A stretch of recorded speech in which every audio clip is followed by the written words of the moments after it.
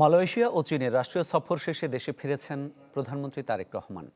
শুক্রবার সন্ধ্যা 7:45 China southern এয়ারলাইন্সের একটি ফ্লাইটে ঢাকার হজরত শাহজালাল আন্তর্জাতিক বিমানবন্দরে অবতরণ করেন তিনি।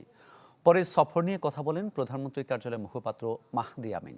জানান, করিডোর নিয়ে চীনের প্রস্তাবকে ইতিবাচকভাবে দেখছে বাংলাদেশ। দেশের সার্বভৌমত্ব ও জাতীয় স্বার্থ অক্ষুণ্ণ রেখে দ্বিপক্ষীয় অর্থনৈতিক সহযোগিতা বাড়াতে চীন ও মালয়েশিয়া দুই দেশের সঙ্গে ফলপ্রসূ আলোচনা হয়েছে বলেও জানান তিনি।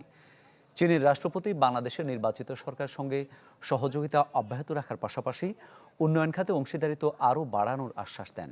জানান, মালয়েশিয়া সফরেও বাণিজ্য, বিনিয়োগ ও কর্মসংস্থান জোরদারে ফলপ্রসূ আলোচনা হয়েছে।